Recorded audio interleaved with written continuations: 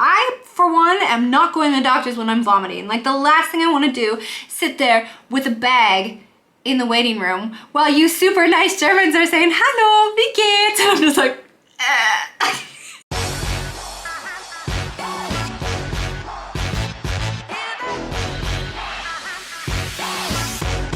Today's video goes out to all of my lovely and incredible, amazing German subscribers who are always asking me very particular questions about my culture. Well, there have been some questions I'm too scared to ask people in real life because I don't want to like offend anybody, or I don't want to come off stupid maybe, but at the same time I'm just super curious, and maybe I'll even leave a bunch of you guys stumped on these questions too. So I'm really eager to be asking you guys these questions in particular. Pick and choose your favorite to answer. You don't have to answer them all, but I am very excited to hear your responses down in the comment section below. Und ich soll auch kurz was sagen über mein Deutsch. Und ihr habt bestimmt den letzten Video gesehen, wo ich erklärt habe, warum ich kein Deutsch auf YouTube spreche. Trotzdem, ich würde versuchen, in den nächsten Monat 1 oder 2 Videos zu posten, alle paar Monaten oder so. Einfach nur, weil ja, das ist eine gute Übung für mich und das ist bestimmt auch cool für euch, für die Deutschen, einfach mal zu hören, wie eine kanadische Frau, die hier in Düsseldorf wohnt, Deutsch spricht. Also erstmal, normalerweise sind die Sponsoren für die Leute, die Deutsch lernen wollen. Aber heute, wir haben eine besondere Sponsorin. Sponsorin? Today we're gonna have a different sponsor, and this one is for you guys who are specifically hoping to learn English a little bit better. So a huge shout out today goes to Cambly, and Cambly is actually specifically about learning English. They are actually an online platform for one-on-one tutoring, and I think this for you guys is definitely the best option you can choose, besides of course watching YouTube videos, which by the way, they also have some really cool live streams too. Either jump on in from the app or from the platform itself. They have these live English class lectures or live streams over on YouTube that you can go check out. It's a good way to kind of understand if this is something for you. I also have a 10-minute free lesson for you guys, so I'll link that code down below so that you have that. You don't have to put in any payment details whatsoever. You just have to log in, create that account, and then you can automatically start using that 10 minutes. But what I find really cool about Cambly is that you can actually find your own tutor, but you can go through, you can find out where they're from, how many stars people are giving them, and a little bit more about their background, and then make your decision on whether or not you want to learn from them. So for example, if you're watching my videos because you think it's nice the way that a North American might speak, well, there are a lot of Americans here. I haven't seen a Canadian one. Oh, there's a Canadian. You can pre-schedule lessons with these tutors, but you can also just jump online and give them a call. I just think this is a really nice, natural way to kind of just like sit there, chat with somebody. They actually have different lectures, so you can go through all of their different courses here. You can do it for professional development. For many who are actually taking English to learn it and to pass an exam, well, then they also have a bunch of different exam prep opportunities here as well. You can also just choose to either have like a really relaxed, normal conversation. You can pick any theme you want to talk about. I hope that this helps, and I've said this before and I'll say it again, guys. Don't worry about your German accent when you're speaking English. I know it sounds so lovely to have like a British accent, for example, but I absolutely love your accents. So do not worry, just do it, just speak. There's nothing better you can do than possibly speak, and that's why these one-on-one sessions are definitely worth a try. So go grab those 10 minutes. I will link that down below for you guys.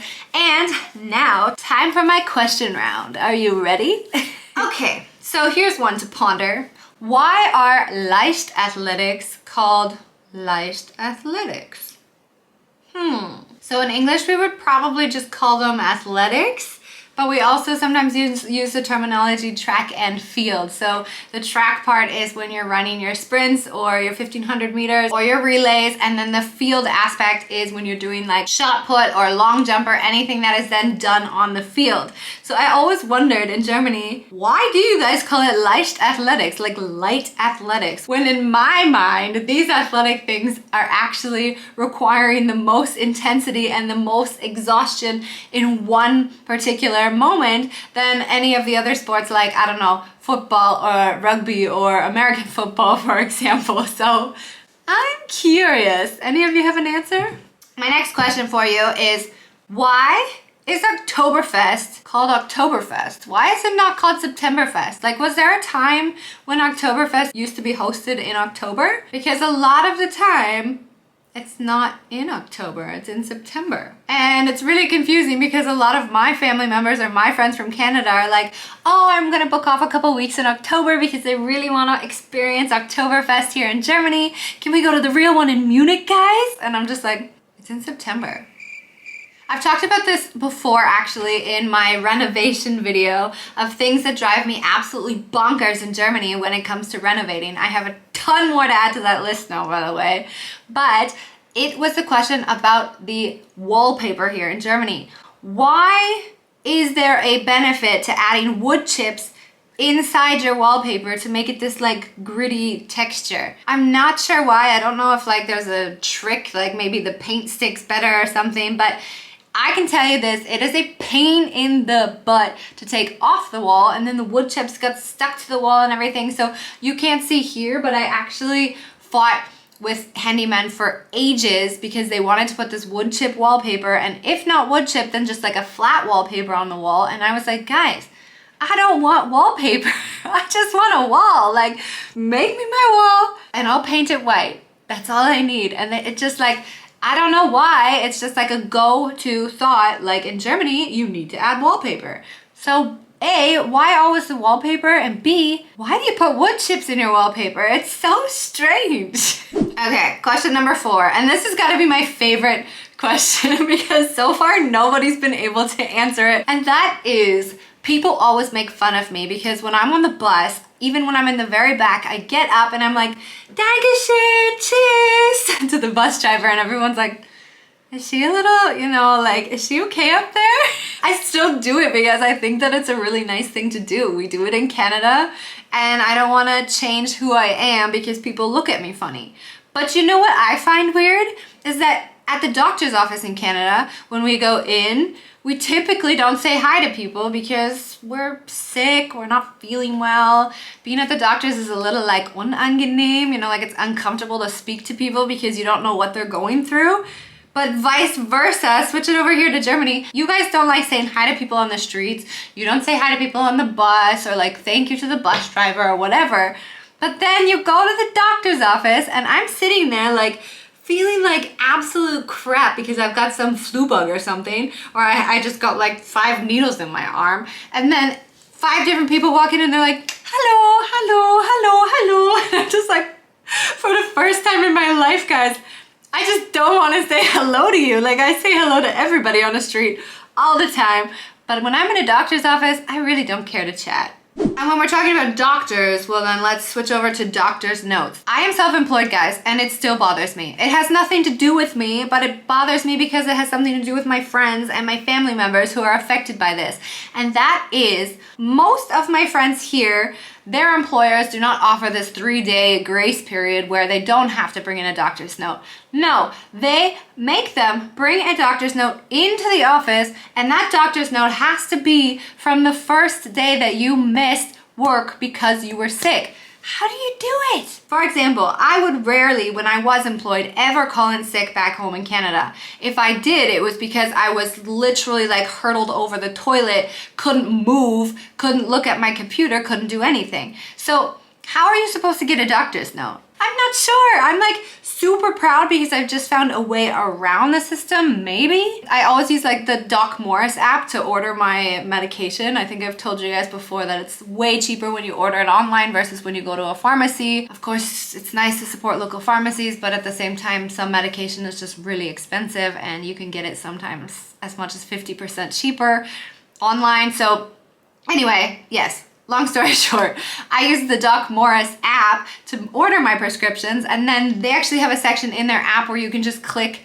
take me to a doctor online, and that's connected to the teleclinic where you can actually schedule an online appointment. Welcome to 2022, you guys, where you can actually talk to a doctor in your bed. So I'm thinking maybe you could possibly get a doctor's note that way. which would be a solution. But I want to know the question, like, how did you guys do it before something like this existed? Like, what do you do? I, for one, am not going to the doctors when I'm vomiting. Like, the last thing I want to do is sit there with a bag in the waiting room while you super nice Germans are saying, "Hallo, wie geht's?" And I'm just like, you know? Not cool. Why do you guys not put lemons in your lemonade? There's like this place in Düsseldorf, I'm not gonna mention any names. They sell lemonade. Fresh lemonade. They're very cute, the owners. They're very sweet. The place looks absolutely gorgeous. And they sell fresh lemonade. And I was like, finally, fresh lemonade. Like, I'm so excited. Stereotypical North American. I used to sell fresh lemonade on the streets in the summer to make money as a kid. But I got this fresh squeezed strawberry lemonade. It was crap. It was terrible. It was water with mashed up strawberries in it and a couple ice cubes. And I was like, where's the lemonade? I mean, I get that limonade is like anything. It could be anything. It could be orange soda. It could be grape soda. You guys always just call it limonade. Cool. But when you decide to use the English word lemonade, guys, that's lemons in a drink, like mixed with sugar and water, or it's artificial lemonade or whatever. Regardless, there is the flavor of lemons in there. And every single time I buy lemonade here, I'm just like, God, there's no lemons in the lemonade. Huh? So think about that for a second. Let me know your answers in the comments below. I hope you guys were not offended or those questions were not too absolutely ridiculous, but that is all for me. Vielen, vielen lieben Dank und wie immer, bis später.